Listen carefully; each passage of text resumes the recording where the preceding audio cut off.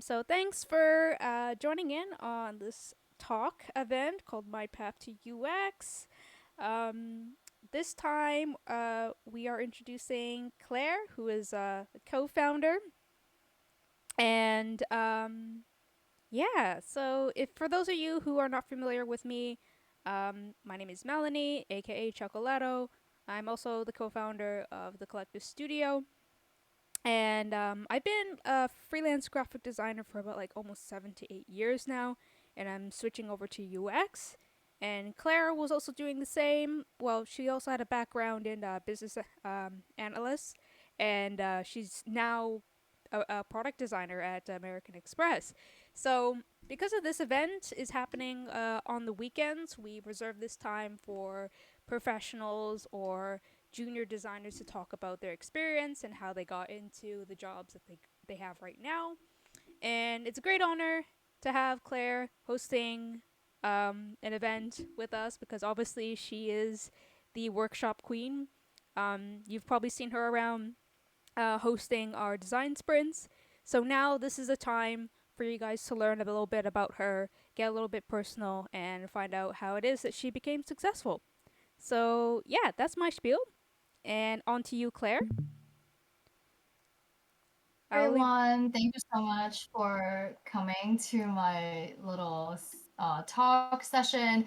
I was going to make this a bit more interactive and engaging, so I actually dropped the link of the mural board in the living room chat. And if you have no access to it, that's okay too. I was just going to make it like a fun, interactive session where you can, interact on.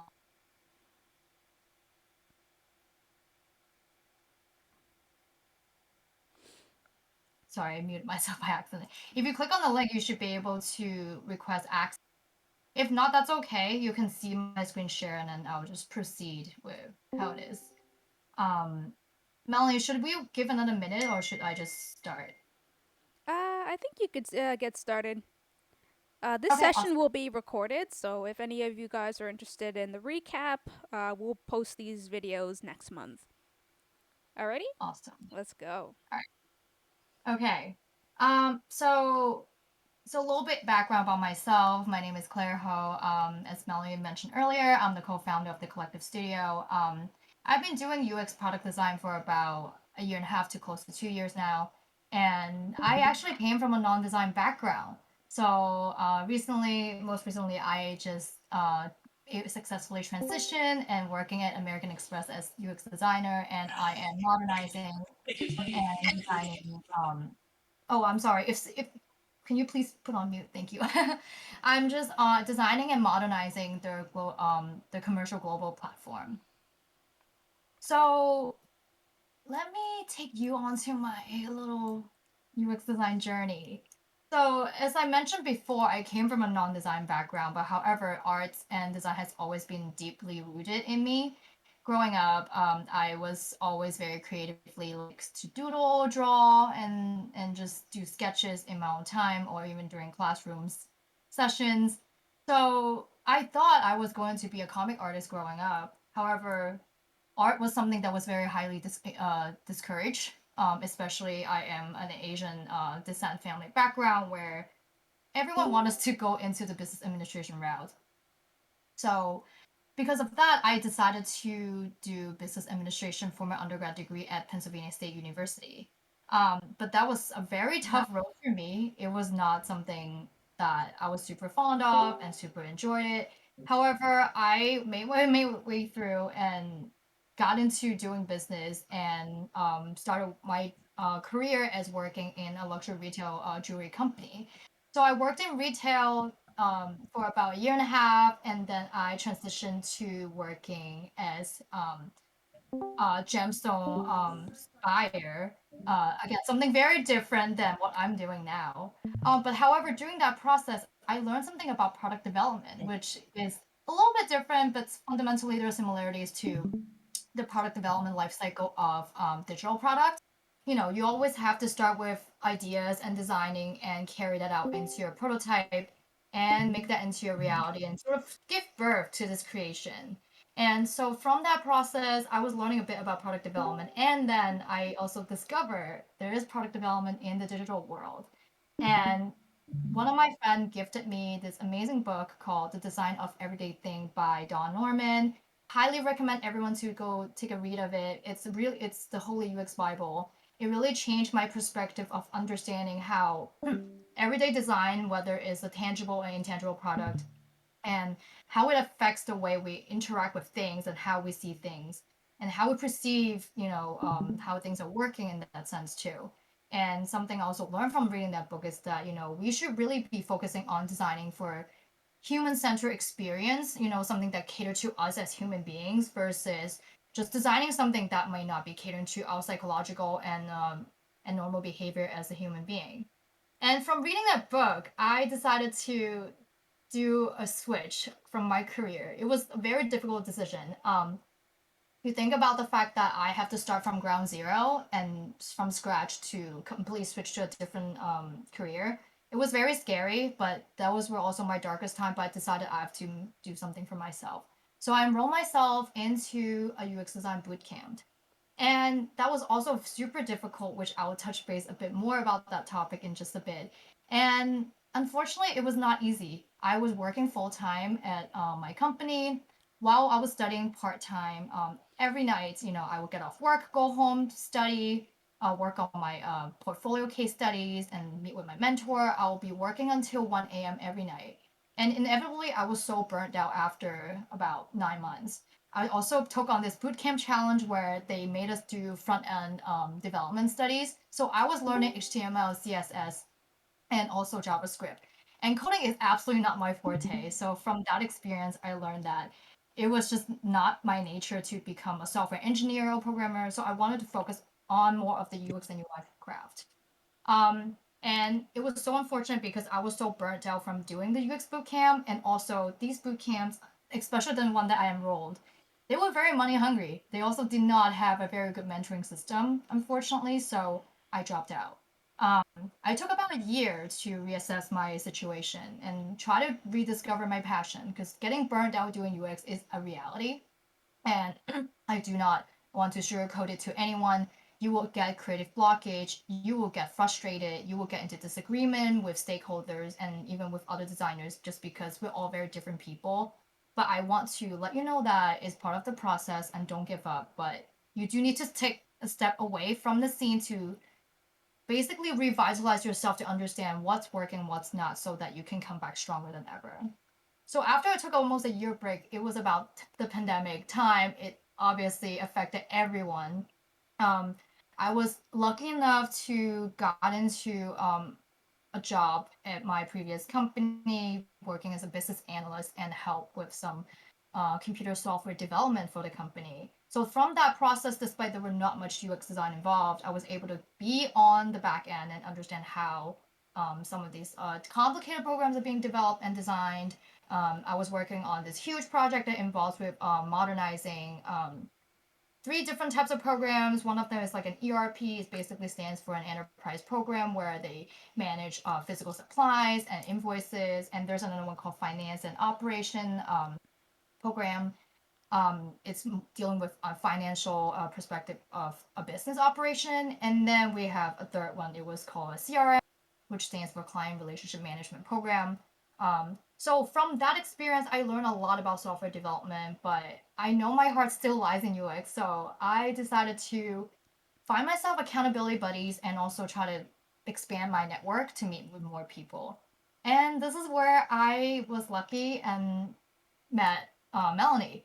And basically, from our conversation, me and her both realized we have the same passion of we want to get into UX design, and we are so passionate to want to educate the newcomers too, because we realized that doing UX design while studying this by yourself, it's one of the worst feelings ever. It's so daunting. It felt like it's never ending. But if you have an accountability buddy that's there to cheer you on, continue to motivate you and provide constructive feedback to each other in the process, you don't feel as lonely, right? So it's based on this mission. Me and her decided to, co-run this community together, and we started developing interesting education models such as facilitating design sprints to provide a collaborative effort for new students to learn a bit more about how you can utilize design thinking into a rapid prototyping session and come up with a really awesome case study that you can potentially put onto your portfolio. Um, and since then, I was running this community while I started to look into more freelance opportunity. I competed in several hackathons, and for those of you who don't know what they are, they're basically design competition that's catered towards more to coming up with a rapid prototype in a very short period of time. And I competed at a bunch of those, and I was lucky enough that I was placed finalist in one of the Adobe ones. It was a very surreal experience, which I'll dive deep a bit more in just a bit. And I was also lucky enough to be recruited to work on developing and designing a complete brand new MVP for a startup that's competing in a startup incubator. And from that competition too, my design was able to help my startup team to win the second place in the incubator, which connected to a launching potential of the startup. And from doing all these little different experience to basically build my skills, I'm also managing the collective studio, running design sprints to teach students, and also basically just familiarizing myself more with the industry and communication, and also teaching as well. And I've discovered my passion in workshop facilitation. It's just something that I really enjoy doing. I realize, teaching and, knowledge transferring what I've learned and giving insights to newcomers is a very surreal and fulfilling experience because I felt like as a UX designer, I this is something that I can exercise my empathy to not just like help others but also help myself to grow as a person. So this has been a surreal journey, and also through the collective studio I was lucky enough to meet my mentor in this amazing space, and also network and met so many other amazing people who are so amazing. They were just very encouraging, they believe in me, and it just really boosted um my confidence in knowing that, what, I really want to cross the bridge to get to the other side and continue to do what I love. And basically, long story short, I took some time to build up my portfolio, and I start interviewing. Obviously, interviewing process is never easy. I do get rejection, but it worked out at the end, and I'm very grateful that I was able to land a UX design role at American Express. And my team has been nothing but blessings because I'm learning so much, and it has been a surreal experience for me to even be here to tell you that crossing the bridge to the other side while working so hard to achieve what you want to do in your dream career, it really speaks volume. And I don't want you to give up if you're on the same path as I am. So this is just a short version of my entire journey. And I'm so happy that you're here listening to what I have to share. But before I move on, anyone else has anything that they want to say, want to add? Okay, all right. So let's move on to some of the topics that I want to talk about. Um, so as I mentioned earlier, I enrolled myself into a UX bootcamp. I did not include the logo of my bootcamp in here because I don't believe they exist anymore, but I believe they were rebranded into this brand here called Thinkful. So, so what are they? So it depends in what stage of your UX career journey that you're in. You might be very lost, or you might be trying to figure out what you have to do. It's something that I notice a lot in a lot of junior designers as well. You're just getting into the field, you're trying to understand, wow, where do I even start? And of course, I will be a bit honest about my experience and from my observation, and also from communicating with other people who were in the same boat as I am, or just in a boot camp in general. So UX boot camps are basically these type of training programs or cohorts that were created to help students or aspiring UX designers to learn the fundamentals of design thinking, and then trying to incorporate these theories that you learn from the courses into mock-up projects. Or some of these boot camps will say, hey, we're partnering up with an actual company, so when you're actually doing these case studies, it will be an actual work experience.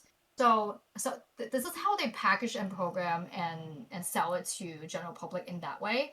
And I'm going to start with the good. Of course, as someone, if you're just getting into the industry, you're a bit lost, you don't know what to do, you kind of need the structure, curriculum, you need like some guidance, you need a teacher, or you need a mentor. These boot camps can help you to achieve that. And for some people, they really like to have a fair structure outline. For example, they would want to make sure how long would it take to complete a section of a course. Maybe it would take them a day, and that way they can keep track and know when they will complete the boot camp. Another thing is, these boot camps, a lot of them they said they guarantee job placement, otherwise they'll refund you. Again, that is in a more grade shaded area, in my opinion. However, it's encouraging to, for students who are just joining the boot camps thinking, wow, that's amazing. If it doesn't work, at least I will get refunds, right? So of course, I think as a starter, it's pretty good. You can take the boot camps to get structure, but obviously the downside is a lot of these boot camps are very expensive, in my opinion. And the second thing, huge problem in the UX education space is that a lot of these curriculums created for the boot camps are very cookie cutter. You probably have seen so many UX students come out with similar projects, such as a fitness app, a meal prep app, or something food related, or e-commerce. And what they also fail to educate is that a lot of the time when you actually work for companies, they don't really make you build and design an app or a website or any digital product from scratch. It will be more deeply dive into something that's like, for example, a problem scope that's already deeply rooted into the company space or like the industry space. So it's something that might have been already existed, but they're trying to improve the experience for some of their users or even for like the company end. And so you're really trying to solve problem in that space.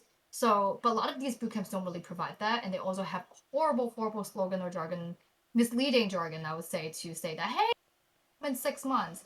And from a person like myself, I've been working freelancing and studying on the side for over 2 years to 3 years of time to get to where I am now. I completely understand how people get so frustrated when they enroll into boot camps, very hopeful, very happy, just to find out the reality is not the same. But I don't want anyone to give up just because of that. However, I would suggest, again, this is just my personal opinion. No one needs to take this if you don't want to. If you want to structure curriculum, you can go with a boot camp. But I would say a lot of these boot camps are not worth the value. They're mostly copy and paste material from Google's sometimes, and some of these information that they even provide to you are very outdated. So again, there are some good guarantees. You can test out the water and see if you like it, but in my personal experience, it's very stressful. They're very money hungry. Do they have your best interest? Not so much, because the mentorship that they try to foster are sort of artificial, in my opinion. They don't really care. Or you could get a horrible mentor, which in my case that was my experience. They just say everything looks good, or they just say you're a horrible designer, you're never going to get hired. And this is not the type of relationship I believe you should foster with a mentee. So this is just my take on it. Again, you don't have to follow what I suggested. However, I think a lot of us, especially starting out, you don't have a lot of income, assets, or money to go through with this route. So I highly suggest you start looking on YouTube or read some books or even join communities like, the Collective Studio like us, Iterate UX, our partner, and just so many other amazing communities where we provide free resources, group activities, collaboration projects to work on together to build the skills and have more understanding about design thinking than wasting 10K on the bootcamp. So the second topic I want to talk about is hackathons. So as I mentioned earlier, these are really fun and very intense competitive like events that were usually hosted by a tech company or organizations. So basically, designers of all different levels. You can be a professional, amateur, intermediate. You basically all get together, form a team, and collaborate on a project. And usually, they will have a design challenge that's being presented as a challenge prompt in the beginning of the event to let you know what you have to do and what are the criteria and rubrics that you have to go in to solve the problem. And in these type of hackathons, usually they are free, and it's very motivating and encouraging for everyone because you can actually win prizes from these. And so if your design is really well done, other than the fact that you get praises from judges, you get recognition, you can also use it as a portfolio case study piece on your portfolio. So it's a lot of really amazing advantage to participate in one of these. And also on top of the fact that they also have judges, guest speakers, and mentors in these type of hackathons, they'll usually run little workshops every other day or something, depending how long it is. So let's say if it's a week hackathon, they will have multiple different workshops, talk about design thinking, about prototyping, information architecture. Or if it's like a 2 day event, they will have all these workshops condensed into one of those 2 days. Again, very, very intense, very highly energized, but it's very stressful, but it's a really, really good experience that you can absolutely take home with and cherish forever. So what I listed here is just basically some of the hackathons that as an example. So personally, I have participated in these two hackathons. This is a hackathon that's hosted by Adobe.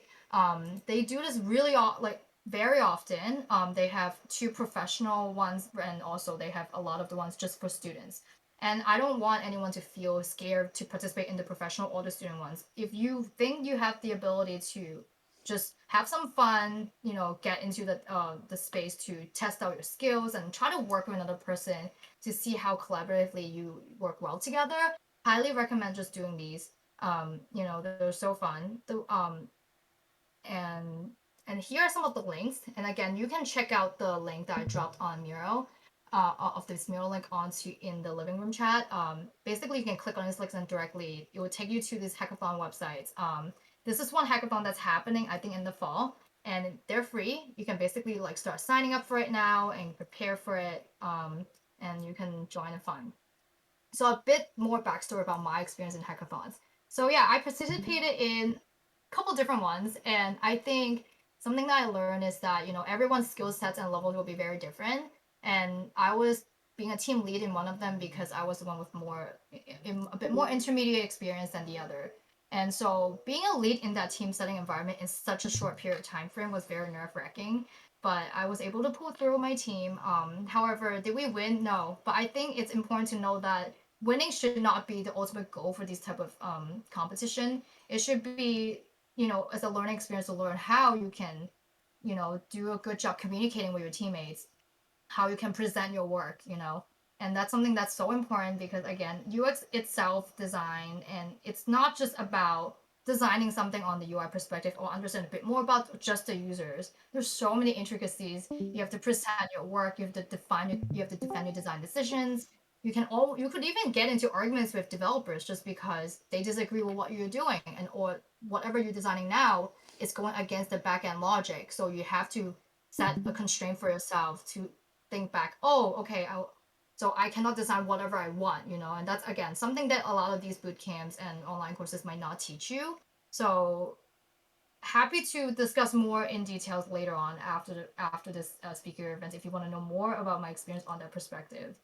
Um, but highly recommend to do some hackathons. It's so much fun. And then, like I said, if you are able to get finalist or get first, first, second place or third place, it's such a huge, huge booster for yourself to know that, hey, you made it and you can use it as a case study and you have fun. So highly recommend you all to try out some hackathons.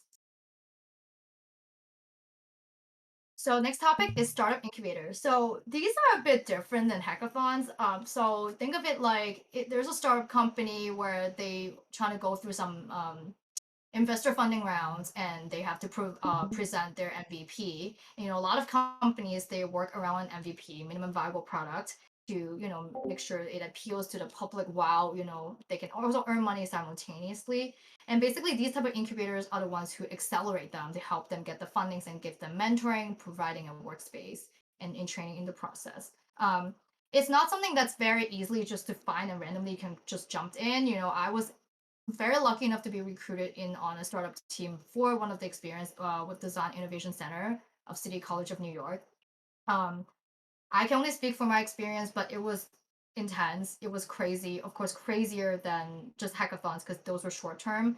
I think the startup that I helped with, it lasted a good 4 months. I was also working full time at the same time, so I was doing freelance client work, doing the startup design work, and also running the collective studio simultaneously. It was a lot, but I think looking back, I'm very grateful for the experience. Just happy that I get to compete. And and it's not easy because a lot of times startups they might not even have a good sense of direction of what they need to do. But again, communication is so important. You need to talk to your startup founders and then the other like stakeholders on the team to know exactly what they're trying to look for because you ultimately can design something that can lead them to secure a huge funding for their business venture, right? So it's a huge responsibility. So I was able to get into this space and experience that and was able to get second place, for my company, and it was just amazing. But again, it's not easy. And then happy to speak more about that experience, but it's not as UX focused on that perspective. So this is a bit more business related. Again, but this is one of the ways that you can absolutely get a lot of experience and use it as a portfolio case study, and help you land a UX full time role sooner than later. So something that I've been doing since I started my UX journey has been just a lot of workshop and events facilitation. And very lucky enough that I have to have the collective studio here as sort of like a home base for me to host these type of events. Like even with this one, I'm very happy to be here to tell you about my experience or even share a bit more about designing skills and some of the things in that perspective. But it's something that just randomly happened. So backstory is Melanie is facilitating lots of design sprints, and I also was very interested, in helping out. So I started working as a sprint facilitator, and essentially it's like running a workshop, but it's very intense. You have to keep track of time. You have to make sure you know what you're saying. You have to prep, and in these type of working environment is it's something that you just learn because I realized when you're working actively with a co-facilitator on the team to guide students, or even in a professional setting environment, you're guiding your stakeholders through a series of time box activity to figure out how to identify MVPs and do a rapid prototyping as well. You need to really know, understand, and be empathetic towards them. Not everyone knows what they're saying or what they're doing, but in running these type of workshops, you need to understand that there's no right or wrong answers because we care about ideating. We want new ideas. We want different perspective. And this is why having these type of experience really help you to become better as a UX designer, in my opinion. But of course, running workshops, it's not for everyone. You have to be really good at public speaking, which is also a huge character trait that um, a lot of you might not know. But like when you are being a UX designer, you have to be very vocal about why you're designing it this way. Why is it working? Why is it not working? And you have to be very vocal about your experience and be transparent with your team lead and designing team. Otherwise, it's not going to work well for you if you're too introverted or you're like closing yourself off from the team or to the stakeholders. But then again, it's something that you really, really need to practice. And I think in my personal experience, working in workshop facilitations and events really helped me boost my confidence in doing more public speaking, have a better storytelling method, and just also be more empathetic towards myself in the process and understanding others. Um, but yeah, like I have done a bunch of different workshops and events since I started my UX journey. Of course, I mentioned earlier, I ran a lot of design sprints on the platform. And here are just some videos, which you can click on, check them out, at your leisure. I also did speaker events, including this one. And also just this week, I'll talk a bit more about what I did this week at work at Amex. I co-facilitated 4 workshops for two different product feature prioritization for my team, and it was very intense. Every workshop lasted at least 2 to 3 hours. Um, it was me dealing with the stakeholders, the product managers, some of the other designers, and also someone from the tech team, and also someone from marketing too, who owns the product ownerships of that specific product features. And it was just very intense. I have to run to make sure we are not running over time. And people get very tired from participating in workshops back to back to back. So I have to like learn to be a bit more understanding and how to cater to them. And something also learned from this week, I was running a hybrid model workshop. So there are people that were in person versus some people were remote, which is I was one of them. And also being a facilitator was very challenging. So but it was really surreal experience. I was very exhausted after it, but the outcome was amazing. We were able to do ideation and did some amazing prototyping, and just to also learn in the process that hey, sometimes you don't really even need to be UX designer to to chip in your idea and sketch. You can just come up with amazing ideas to in this workshop to solve problems together as a team from all various different background. So learning doing workshop facilitation and doing huge crowd control like this really has taught me a lot to be a better person and a better UX designer. Um, and this little video here is basically a little fun event that I did. I was part of the judging panel of of a hackathon last year. You can just click this and watch this if you like. I was just giving some feedback to some of the teams. It was such a really fun experience. Personally, since I competed in hackathons before, and also being on the other end, being as a judge, it's just very two separate experience. If any one of you ever would interested in get into this space about workshopping or just like what to do in hackathons or even like how to be a judge, feel free to reach out to me. Happy to walk you through it. It's very fun. Again, I'm doing all this like on a volunteering basis because I just love giving back to the community and just share my knowledge. So I don't want you to think, oh, I'm making a lot of money out of this. No, it's pure out of love. And like I mentioned, I just touched on how I'm giving back to the design community. Yeah, so like co-founding this community with Melanie, it's just has been one of the most amazing experience. And I even as a junior before, I was so adamant to want knowledge transfer and just share my experience to everyone here because I meet so many new designers or aspiring students. They want to get into the UX space and they just don't know where to start or they don't know what they need to do.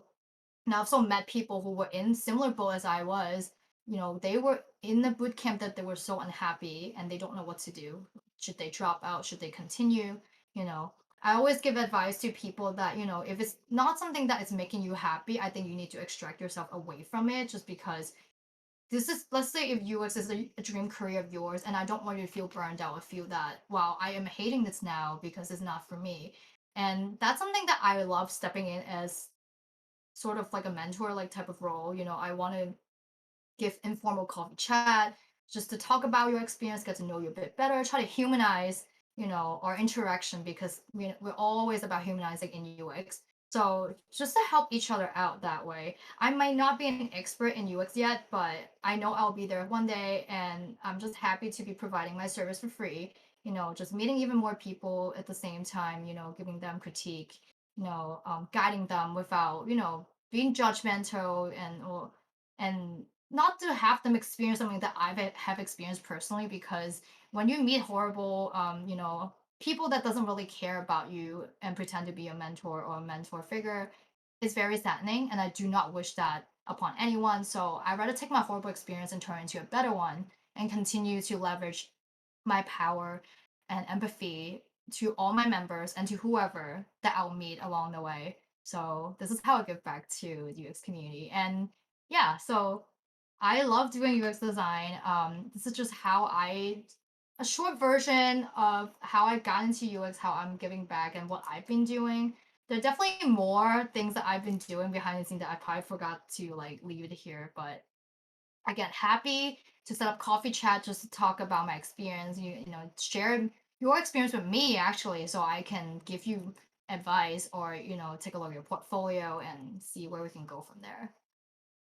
But I know I finished this pretty quickly. We have a bit more time. I'm happy to open a Q&A session in just a bit, but yeah, so these are just some of the sources of me getting some information. And this is my LinkedIn, so feel free to go onto the mural board, click on my LinkedIn and add me. But you can DM me directly on Discord. I'll answer you quickly there. And you can also visit my portfolio here. This is not the most updated version since I started working my new job. But one of the quick portfolio, I guess, suggestion is, let's say you don't know where to start. I highly recommend you do something like Squarespace. But for me, I actually use Notion. Notion is this amazing tool that you can use for so many different types of things. You can keep track of your daily lives and everything, but you can also turn it into a portfolio. Again, if you want more information on how to turn it into a portfolio, please DM me. Happy to answer that question for you. Um, and of course, I need to give some shout outs. Of course, I'm not here without the people in the community and also some of these amazing resources. As I mentioned earlier, I was so drawn to the UX world after reading the design of everything, everyday things. So be sure to click on this if you've never read the book. Buy yourself this book. Be sure to read it. It will really open your perspective. Sprints is the other book that how I got into workshop facilitation and design sprints. It's basically a Google Venture methodology that was adopted by so many companies in coming up with rapid prototyping and just defining an MVP in just 5 days. And from my understanding, recently they've been shortening that up to even 4 days now. So be sure to check out this book and go look them up on YouTube channels as well. Because again, take advantage of these free resources. Don't pay money for it unless you really have to. And the Solving Product Design Exercise book, this is a book that's very helpful when you try to tackle a bit more of on the interview side of things. You know, you need to have a whiteboard challenge or you have a design challenge, that a take home assignment, let's say. This book basically helps you to prepare. Of course, the questions are not going to be the same, but fundamentally, some of this exercise and approach, you can definitely adopt that and bring that into your skills. So that way, it will help you in the interview process to feel less nervous about it. And these three are the designers that I follow on a day-to-day basis. They give a lot of free resources and teaching materials to how to get better as a designer. Xander is one of the most brilliant designer I guess I've encountered. I never met him in person, but he's just this really bubbly designer, and he gives you a lot of amazing tips on Figma. And if we're all using Figma, Sketch, or Adobe XD, but I'm a huge fan of Figma. However, I've been using Sketch at work, but it's okay. The tool is just a medium. But he's here to help beginner UX designer to tackle that by, giving you a very fast-paced design shortcut tutorials. So be sure to watch his videos on Instagram. Again, I linked it here. You can check him out. It's very fun, very he's so bubbly. I love him. And he's also very amazing. He also runs his own bootcamp too, Memorizely.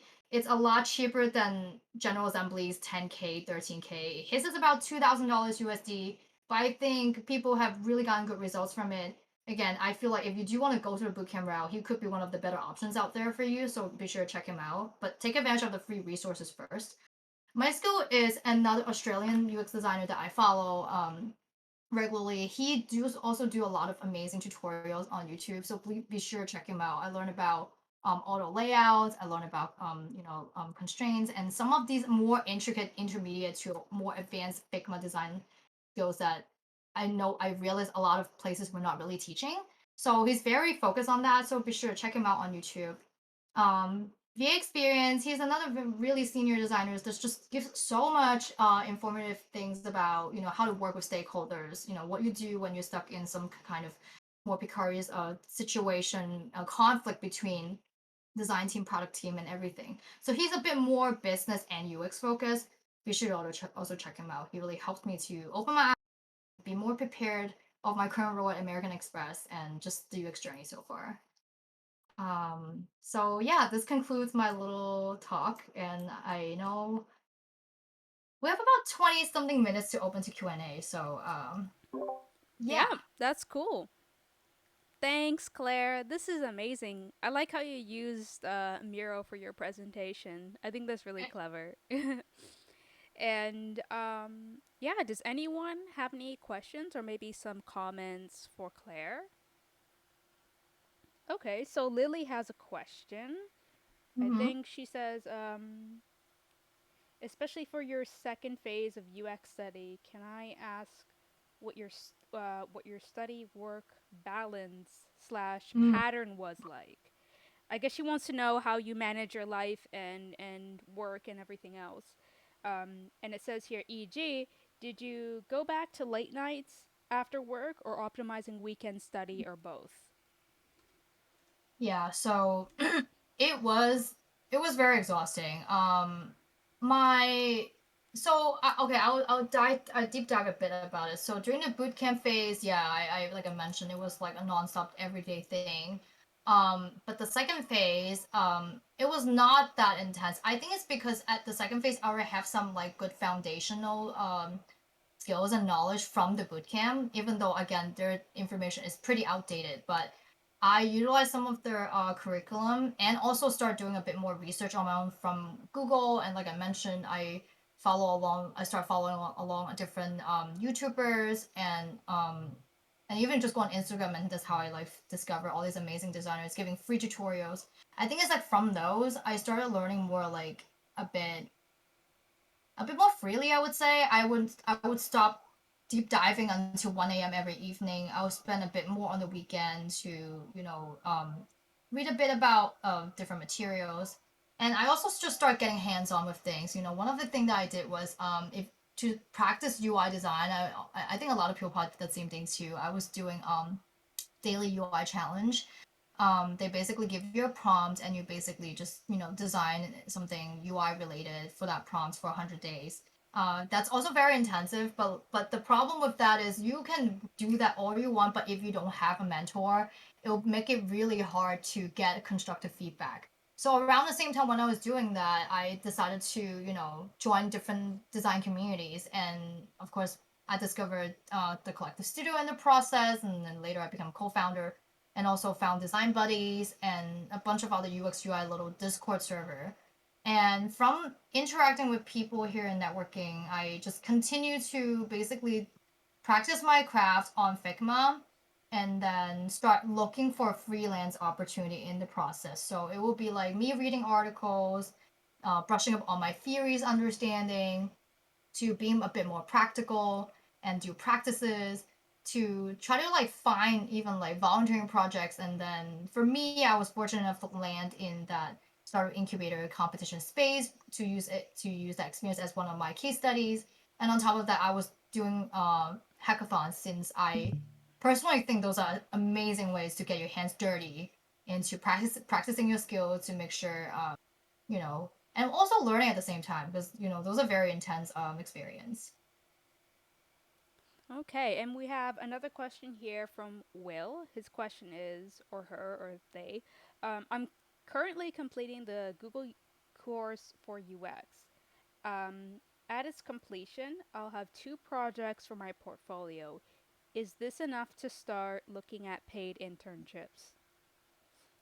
So there's not really like a structural number of how many you need to have. There are cases where people have one case study and they landed a job, and it really depends on how you present your ideas, how you're solving the problem, and how what is the impact that it brings forth, of the outcome. A lot of the times when people look at your case study, they care more about your thought process and what happened, like how has it taught you to become a better UX designer. So it really depends on how you wrote your case study. So of course, think of it like the case studies are a movie trailer to this grand production movie, aka your entire work experience. And you need to, it's depending on how you make this into such a fun and amazing experience that people, when they start reading a case study, they're like, wow, this is so good. Okay, I need to interview this person and find out more about their background and what are their skills. Um, but there's really no set numbers. But on the safety side of things, I would say have at least two. And again, like I mentioned, it's really hard to find an actual client. So if you competed in a hackathon and you produce some really good work, and I highly recommend to use that too as your case study, because that's one of the easier way to do it. You can get that done in just a week or like on the weekend with the experience, and then start crafting it and write it into a case study. So yeah, but there's really no hard number that you have to set, like has to be three or four. But my suggestion is do not include everything. Sometimes maybe you have done a couple different ones and one of them might not be as good. I would not include those that were not as good, just because we all started somewhere. In the beginning, I also have done some horrible, terrible looking case study that now looking back, I'm like, I don't know why I did that. But in the beginning, I understand it's harder not to include those, but just be sure to be more strategic about it. Include the ones that after you got some feedback and review by mentors or with some professionals. Use those instead, and don't worry about the numbers. Again, it's more about the quality. You can just have one, and then on the safety side, have at least two. And if those two are good enough, then you will be off to a good start. Yeah, and to add on to that, if anyone has seen Alice's talk about this, this kind of ties into what you're talking about with the number of case studies. But also Mm-hmm. think about your case studies, like Alice said, like it's a movie and you're the main character. Focus on, editing the words in your case study to be concise and to focus more on what you did and how you contributed, because um, what Alice has said in her talk was is that you don't need to go into explanation about the double diamond process or how it is that you make design decisions in terms of like, oh, I use this tool for this purpose. Don't just eliminate all of that. Just talk about what's of value in your project. and also tailor your resume as well as your case studies to who you're applying for, like in terms of jobs and stuff like that. So, um, yeah, I think that's something to keep in mind. So the next question, what does your day look like? Are you doing more UI or research? I'm trying to understand what a day-to-day UX designer looks like, and that's from Maroon Eyelashes. Okay. It really depends on the client that you work with. So I have experience working with a startup, where I was the lead, the UX UI lead of the team, and I also have worked with a freelance client, focusing mostly only on UI, and also now at American Express where I'm the UX designer. But we have a big corporation, so we have this all separate team. So we have a dedicated UX research team that do all the UX art, and I'm focusing on doing UX UI and problem solving for specific product features. So I'll rewind a bit. So when I worked for the startup, from the startup incubator, since I was the product lead, I did everything by myself, and it was very messy. Looking back, I was struggling a lot. I don't have like guidance or mentorship in that role. Because ideally, let's say if you're starting off and if you're working in a team setting, it's nicer to have a senior person who's guiding you, but I was the most senior person on that team, so I personally don't even have a mentor to guide me. So I have to seek external mentorship to get feedback. It's very difficult, in my opinion. When you're the lead of a startup environment, you do everything. You do your own research. You do your own usability testing. You do UX UI. You also have to attend meetings to understand the MVP and just like talk to like my stakeholder, aka my business founders, who know to understand exactly what they're looking for. Because sometimes what they're visualizing and what they're looking for might be different than what your understanding is. So I learned from that experience that even though you are very set clear on knowing what you need to do, but in their perspective, because let's say they're very business oriented, they may not understand what you mean when you explain something to them in a UX or UI perspective. Um, so there are a lot of things that were missed, and it's very, to be honest, I don't think it's like the best experience in my opinion because it's not the most professional setting. It was a startup where nothing is super organized. There's also no design system. So I was basically learning on the side to understand a bit more about how I can design a design system to keep everything in place. How to actually learn in the process to follow a design system guidelines, because when you're working for actual companies, it's so important to follow that. You cannot just design because of whatever, however you want. And I think again, that's one of the biggest misconception that boot camps or courses don't really teach you. They teach you how to create these new amazing MVP experience, a brand new product. In reality, that's not really the case unless you work for like a startup. So you will have a lot of constraints. You're not going to be working however you want if you want to make the font a bit bigger and look nicer and change the color. No, there's going to be a specific primary and secondary color that you have to use. There will be rules to apply for the CTA and secondary CTA. You cannot have multiple overlapping. It will cause confusion on the UI perspective and also UX perspective too. People might not understand what you're trying to ask them to do there within the action panel. And or even recently at work at American Express, I was dealing with a problem when utilizing something as an information widget, in which my design lead came back to me saying, "Hey, we don't do that here because every widget comes with an action. You cannot just have it as an information display." And even though, like, without context here, it sounds crazy of what I'm trying to tell you here, but you will run into challenges like this. And so it's important to understand that, whatever environment you work in will have different um, challenges they have to tackle. But you also need to understand there'll be a lot of business constraints and limitations that you cannot go as freely as you want because they might not have the budget.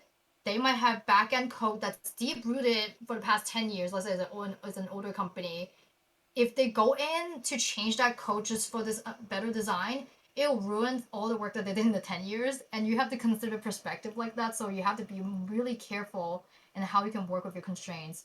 So, so it's something that you will learn when you get on the job, but happy to share my experience here now, just to give you some insight. But it's really important to again talk to your stakeholders, talk to people on your team. If it's a big team, talk to everyone, find out what they do, what exactly they're doing, what they're looking for, understanding the limitations. If there's something back end speaking that's affecting the way you can design, and it's unfortunate, but you might have to sacrifice the better intuitive user experience to follow the design language system or to stick with the initial coded solution that they have on the technical side.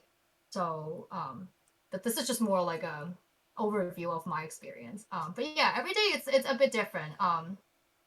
But I can talk a bit more about my experience now at Amex in since again you probably heard of some companies do lean UX or agile. So right now Amex is pretty agile. We work with a product team, user research team, and then we also have operations team. So design operation is different. They are the operations manager who help us to do operational work. Like they take notes for us, they do recordings, also do design intake. Basically we'll have like meetings with product team to know more about what they've been researching and what were the issues, why are they coming to us, you know, and also have to be mindful about scope creep, which is a very amazing topic that my lead and I have been discussing. Sometimes they will push back on you and say, hey, we need to add 3 features. Is it really necessary? No. And that's something that I'm learning now on my day-to-day work experience.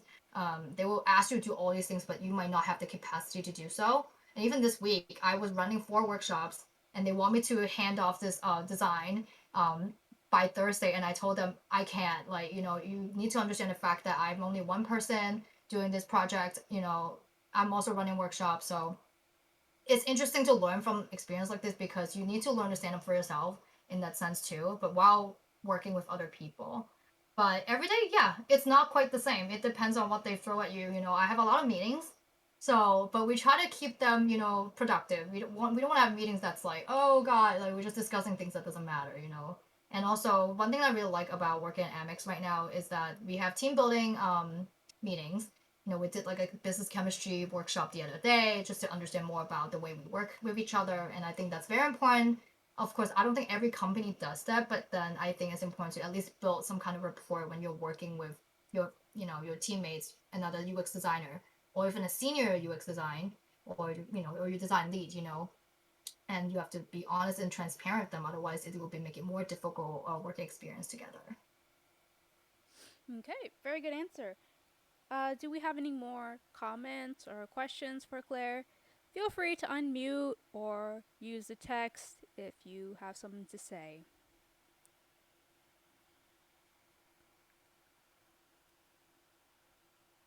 Nope. Well, I just see some comments from Lily, Will, and Maroon Eyelashes. They say thank you. They're appreciative of your answer, Claire. Um, we still have some time for some more chat. Does anything come to mind? If not, Oh, um, we could wrap up early. Otherwise, yeah, I don't know what else to say.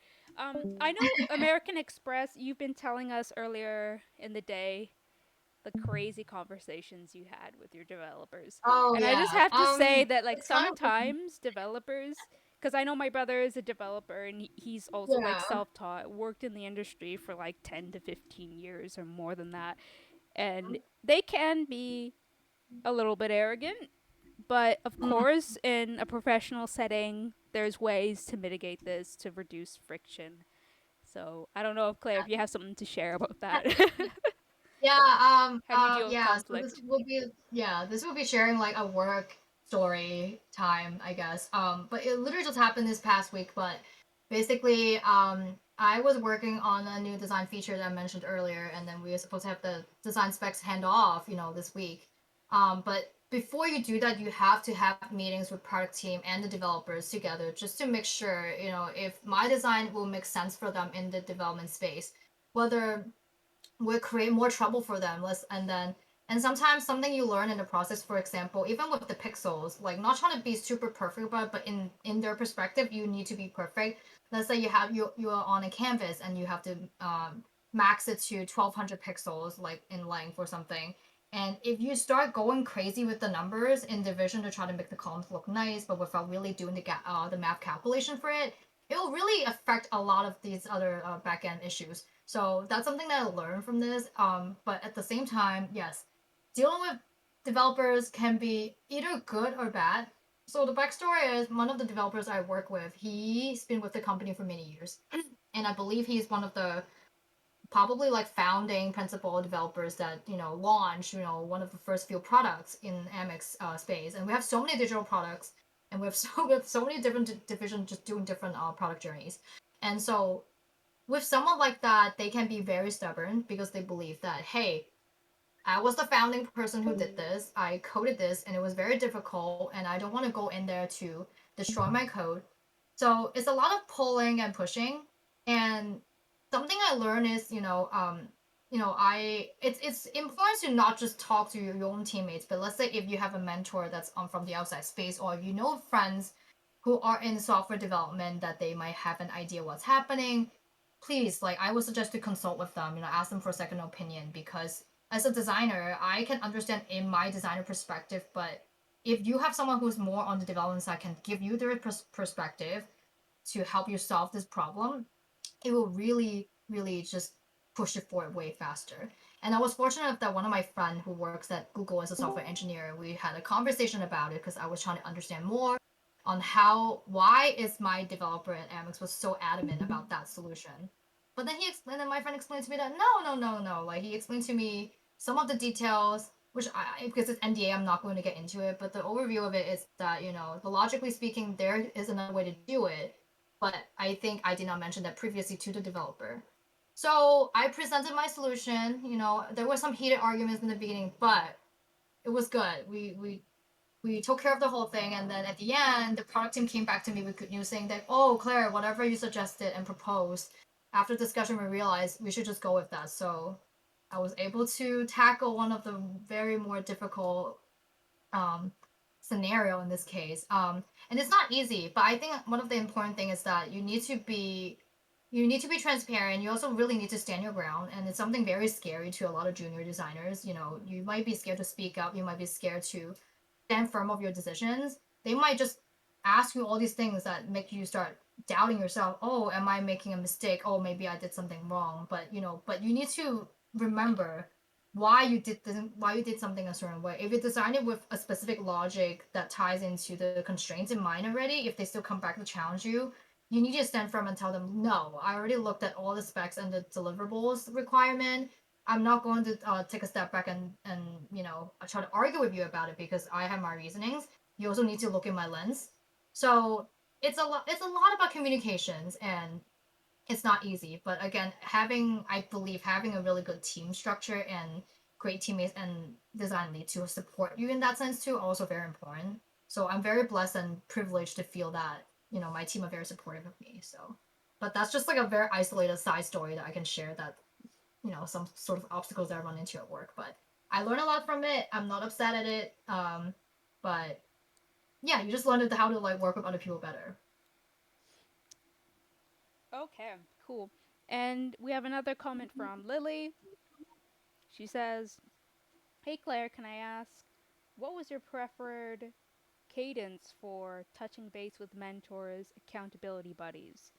Um, and it says here in brackets, not a hectic question, but curious as another self learner trying to transition around existing work. I know a lot of boot camps kind of allow for a follow up of 1 to 2 weeks per format. Okay, Yeah. I hope I read that right. So Yeah. yeah. So I am very fortunate that I have an amazing mentor, but my journey is a bit different than most people. I was able to meet my mentor actually from the collective studio, And he's right here and right now. It's he prototype. is right here Shout right now. out, Carl! Whoop Time. whoop! Gun fingers. But I think Alright. it's important to know what are your goals. Of course, there are free platform resources such as ADP List where you can go on and you just meet with someone for 30 minutes. But I know for beginner and juniors, you might not know what industry you want to get into. I personally, though, I always knew I kind of wanted to get into the video gaming space eventually. So, I look into that perspective and see, who has worked in those space, and then also through networking, you're just fortunate enough to meet people that had experience in those space, and this is how you want to connect with them. Because something that I will also do in the future, once I have more experience, is pick up mentees, and I believe that mentor menteeships are a relationship fostering experience. It should not just be very transactional, that, oh, okay, yeah, you need help and I'll just answer some questions and move on. I think it's more like a friendship building process, and it just become more sentimental and personal. And this is how it really really helped me to get through the other side of and get into UX ultimately, because when you have someone that believes in you and see the potential in you and give you really good guidance and advice in the process, it just moves things way faster and much quicker, and you just feel more confident to go on with the process. And but like, to talk about my other mentorship experience, which I did have with the bootcamp, usually with those scenarios, they do some sort of like connecting quiz type of thing. They will give you, a couple people to pick from. You pick the one based on, it felt like more like a dating profile situation. They just give you photos and some of the description. And you're like, okay, sure, let me just pick that person. Maybe they look cool or whatever. But there's no guarantee whether the chemistry is right. I had a pretty decent one the first time around. The second one, he was, at that point I thought he was good, but looking back it was awful. Everything I did, clearly as a professional now looking at it, I realized it was not good, but he never gave me constructive feedback, and that's a red flag. So be mindful about that. It should always be constructive. If there's something that, clearly you're lacking skills, and yet this person just keeps saying that, hey, you're doing good, you're doing good, like nothing's wrong, then there is something wrong there. So want you all to keep that in mind, to look out for red flags in mentorship. And like I'm Yeah. saying, utilize spaces and resources like the Collective Studio, UX House too. They have, it's another of one of our partners. They have more senior professionals there. Just, don't be afraid to reach out and even talk to them, strike a conversation. Sometimes people enjoy this type of connection, that they're willing to help you, because being a mentor, it's not, we don't get paid for it, but we're just trying to help people out because we believe in you. And fostering this type of relationship with someone that believe in you and you can motivate and get to the other side is an essential part of the UX journey, in my opinion. I know not a lot of people have it, but if you can really try to start meeting people, and also figure out, if you want to be in a tech space, if you want to be in healthcare. I know it's very difficult to think of what specific space you're in, but like if you are transitioning from a different career, let's say you've always been in healthcare, or you've been a teacher, like look into ed tech, or look into, healthcare space. And that way it will narrow it down way easier for you to find the ideal like mentor in that sense, because they will have relevant experience in that field that you're trying to get into. And also you have carry over soft skills and, other experience that from your previous job if you're already in that space, right? So a lot of these are very important factors that you have to consider. um, so, but yeah, again, huge, huge, huge recommendation that you should get a more personalized mentor. But if that's not accessible right now, you can also try ADP List. It's free. It's 30 minutes, and then they do have a lot of selections that you can pick from. But ultimately, down the line, if you're able to find one that's gonna be able to cater to your needs, I think that's the way to go. So, yeah. Yeah, and another thing to add about ADP list is the fact that just be a little bit cautious, because a lot of people will advertise themselves as being mentors, but it helps to look at their profile, and if they have a LinkedIn profile, check out their their career experience. Make sure you're aligning with someone who has real experience in the area or the industry that you want to focus on. It would be helpful. Um, but to also add on to that, even when I was in university, I had issues finding a mentor, and I did try to reach out to some of my professors to see if they could help. It helps to kind of narrow down your choices. Like, instead of just looking at someone who's just professional and it appears like they have the same interest, try to figure out like what you guys have in common, right? Because mentors, they don't just do this just to help anyone, but if you have something in common with them in terms of like personal interest as well as career goals and objectives, then there's a match, and then you guys could learn from each other.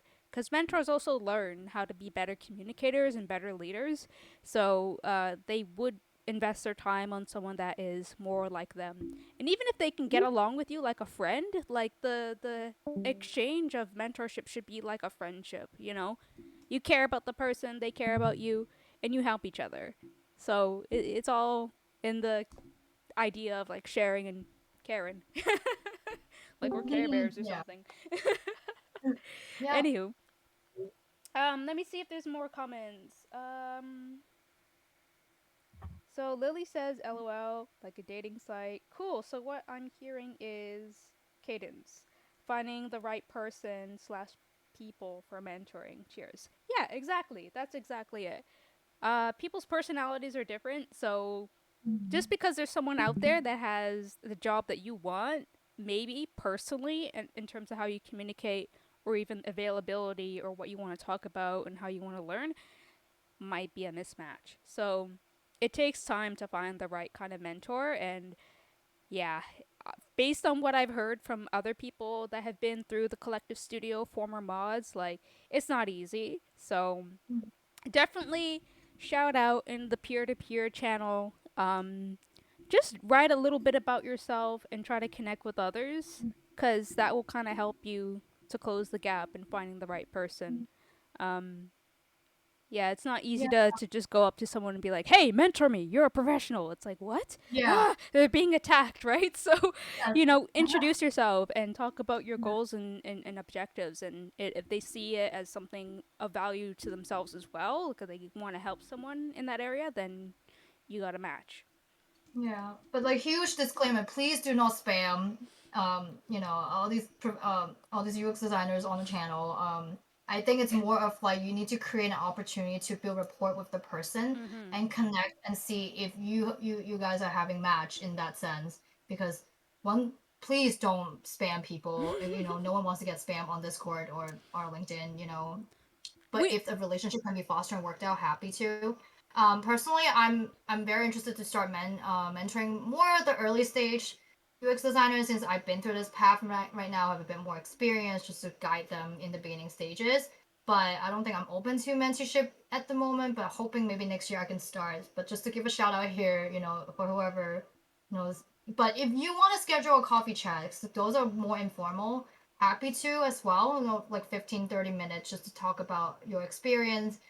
If you need some kind of suggestions or guidance, like, oh my god, I'm stuck here, can you just give me a couple advice? Happy to do that because I've done that like a good couple of times this year too on this server. So please utilize me as a resource too. Happy to help you in this journey. Yeah, likewise. I'm also happy to help. If you have more like UI oriented kind of stuff, I have a lot of experience with like visual and branding and stuff like that, so I could help you with the UI aspect of your design. Um, if you want me to look at your portfolio and have a like just give you some feedback on like, hey, does this flow, does this make sense, am I missing something, between me and Claire, we can help you with those things. Sometimes we do drop-in sessions, so in between design sprints, sometimes we have drop-in critiques.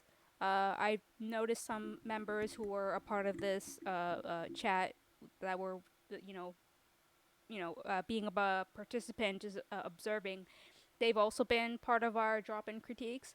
So definitely take up every opportunity you can to learn. UX House does drop in critiques like every other Friday. So if you join their server, you could definitely join their sessions. They have a lot of people joining. You'll have a moment to share your work with professional or senior designers, and they can give you their feedback as well. So just consider yourself lucky that you're part of the collective studio because we just have all these connections here. You could just jump on board at any of these servers, and you can meet someone who could help you with your career today. And that sounded like an ad, didn't it? Start your career Ooh, today. shameless, shameless plug. Oh my But yeah, gosh. let me know if you have anyone else has any other questions, Mm. comments. Again, feel free to leave it in the living room chat. But Yeah. very happy that I was able to do this talk here, share my experience. Again, disclaimer: this is just my experience. It worked out for me. It might not work for everyone, but hopefully, what I've done here is inspiring you to work harder to get to your goal. But if you want to find out how it worked for me in more in-depth details and how it can help you too, again, happy to set up a coffee chat and just to talk a bit more about it one-on-one basis. So yeah, but Yeah. thank you all for being here Yeah. and sitting and listening to me talk about my UX journey. Yeah. I think that pretty much concludes it. It's about like 5:09 p.m. So I think Mm. we're good. Yep. So Lily says thanks. Everyone's pretty thankful, and yeah, I guess have a good weekend. Thank All right. you. Thanks. Bye.